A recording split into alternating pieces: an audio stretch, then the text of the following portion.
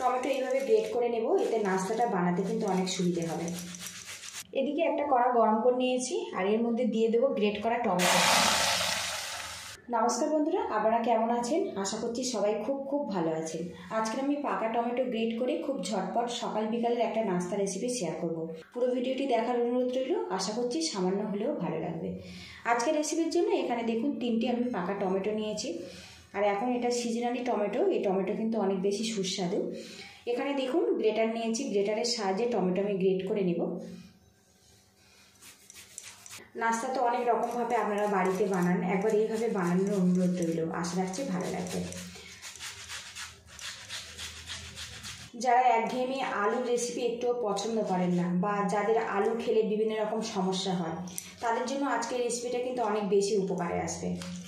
এখানে দেখুন একটা টমেটো আমি গ্রেট করে নিয়েছি, বাকি টমেটোগুলো গ্রেট করে তারপরে আপনাদের সঙ্গে দেখা করছি। এদিকে একটা কড়া গরম করে নিয়েছি আর এর মধ্যে দিয়ে দেবো গ্রেট করা টমেটো। এবারে এর মধ্যে দিয়ে দেবো সামান্য পরিমাণে ঝাল লঙ্কার গুঁড়ো, দিয়ে দেবো স্বাদ মতো চিনি, দিয়ে দেবো পরিমাণ মতো লবণ। এগুলো ভালো করে মিক্স করে নেব। আর বন্ধুরা, টমেটোর যে খোসাটা ছিল সেটা কিন্তু বাদ দিতে হবে। টমেটোটা একটু হালকা করে নাড়াচাড়া করে নেব, এতে টমেটোর যে কাঁচা গন্ধ ওটা চলে যাবে। এখানে আমি হাইব্রিড টমেটো ব্যবহার করেছি, টকের পরিমাণটা কম আছে। এখানে অবশ্যই কিন্তু চিনি আর একটু লঙ্কার গুঁড়ো ব্যবহার করবেন, এতে নাস্তাটা খেতে কিন্তু অনেক বেশি ভালো লাগবে। বেশ কিছুক্ষণ নাড়াচাড়া করে নিয়েছি, টমেটোর যে একটা কাঁচা গন্ধ ওটা কিন্তু চলে গেছে। এবারে এর মধ্যে দিয়ে দেবো আটা। এর মধ্যে কোনো রকম জল ব্যবহার করব না, আটাটা দিয়ে একটা ডো বানিয়ে নেব। গ্যাস লিডটা আমি বন্ধ করে দিয়েছি। এবার এটা ভালো করে মিক্স করে নেব। এবারে এই আটার মধ্যে 2 চামচ পরিমাণে সাদা তেল দিয়ে দেব। তেল দিয়েছি, ভালো করে মিশিয়ে নেব। এবার এই আটার মিশ্রণটা একটু ঠান্ডা করে তারপরে ম্যাশ করব। এদিকে দেখুন বন্ধুরা, আটার মিশ্রণটা হালকা করে ঠান্ডা করে নিয়েছি আর এখন আমি কিচেন স্ল্যাবে নিয়েছি, একটু হাত দিয়ে এইভাবে চেপে চেপে ম্যাশ করে নেব, এতে আটার মধ্যে কোনো রকম আর দলা থাকবে না। আর বন্ধুরা, আপনাদের কাছে একটা রিকোয়েস্ট রইল, ভিডিওর শুরুতে একটা লাইক দিয়ে ভিডিওটি কন্টিনিউ করবেন। আর প্লিজ বন্ধুরা, চ্যানেলে নতুন হয়ে থাকলে চ্যানেলটিকে সাবস্ক্রাইব করে একটু সাপোর্ট করবেন। আপনাদের সাপোর্ট কিন্তু আমার একান্তই কাম্য। আটাটা বেশ কিছুক্ষণ মিশিয়ে নিয়েছে আর এখন কিন্তু মসৃণভাবে তৈরি হয়েছে দেখুন। আর একটু বন্ধুরা খেয়াল রাখবেন, এর মধ্যে খুব বেশি কিন্তু জল ব্যবহার করবেন না, তাহলে কিন্তু নাস্তাটা খেতে ভালো লাগবে না। টমেটোর পরিমাণটা একটু বেশি রাখবেন, দিয়ে একটা ডো বানিয়ে নেবেন, এতে নাস্তাটা কিন্তু অনেক টেস্টিভাবে তৈরি হবে। মিশ্রণটা রেডি হয়ে গেছে, এখান থেকে আমি ছোট ছোট করে লেচি কেটে নেব।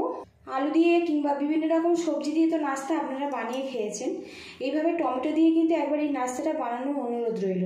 আর বন্ধুরা, এখানে আমি 250 গ্রাম আটা ব্যবহার করেছি, আপনারা কম বেশি করে নিতে পারেন। এখানে দেখুন 6টা লেচি হয়েছে, লেচিগুলো আমি সাইড করে দেব। এখানে একটা বড় স্টিলের বোল নিয়েছি, এবারে এখানে 2টো ডিম ফাটিয়ে এর মধ্যে আমি দিয়ে দেব। আমি এখানে 6টা লেচি নিয়েছি, সেই জন্য 2টো ডিম ব্যবহার করেছি। আপনারা যদি লেচির পরিমাণটা বাড়িয়ে দেন তো ডিমের পরিমাণটা বাড়িয়ে দিতে হবে। এবারে এখানে আমি দিয়ে দেবো পেঁয়াজ কুচি, ধনেপাতা কুচি আর দিয়ে দেবো কাঁচা লঙ্কা কুচি। ঝাল যতটা পছন্দ করবেন সেই মতো দিতে হবে। এখন যেহেতু সিজনের ধনেপাতা, সেই জন্য পাতার পরিমাণটা একটু বেশি রেখেছি। এবার এর মধ্যে দিয়ে দেবো স্বাদ মতো লবণ, দিয়ে ভালো করে মিক্স করে নেব। আর বন্ধুরা, আপনাদের কাছে কোনো মূল্যবান জিনিস আমি চাইছি না, একটা ভিডিও বানাতে অনেকটাই কিন্তু পরিশ্রম হয়।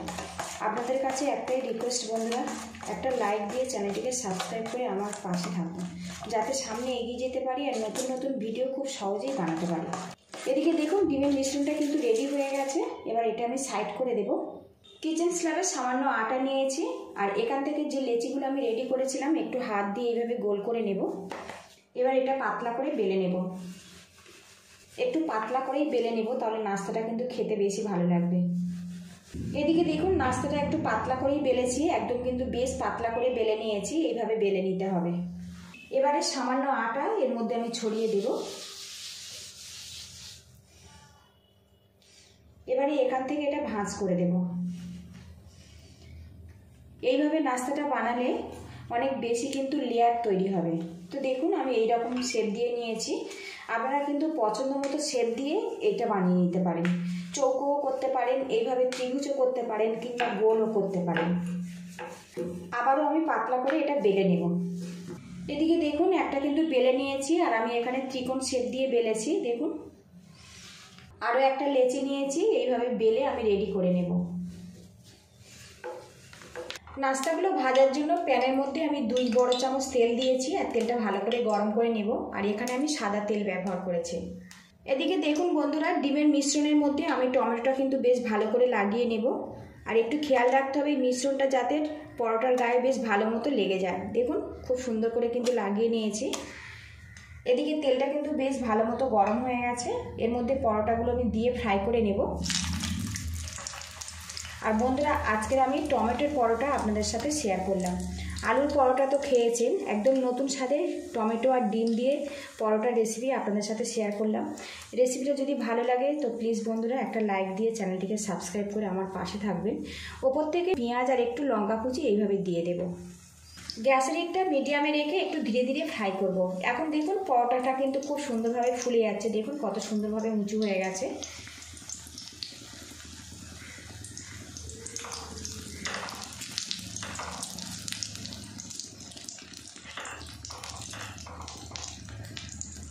এই নাস্তাটা কিন্তু আপনারা বিকালেও পরিবেশন করতে পারেন, বাচ্চাদের স্কুল টিফিনেও দিতে পারেন, কিংবা সকালের জলখাবারেও পরিবেশন করতে পারেন।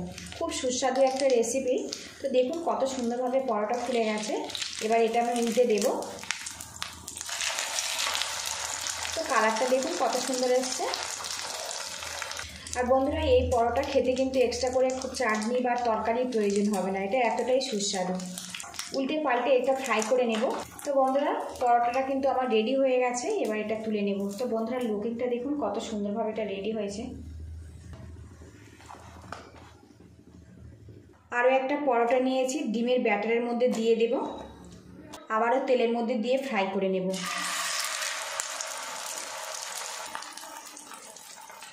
এইভাবে ফ্রাই করে তারপরে আপনাদের সঙ্গে আমি দেখা করছি। আর বন্ধুরা, এখানে আমি 3 পিস টমেটোর পরোটা রেডি করেছি, বাকি 3টে আমি পরে রেডি করব। এই 3টে পরোটা বানিয়েছি, আপনাদেরকে দেখাবো।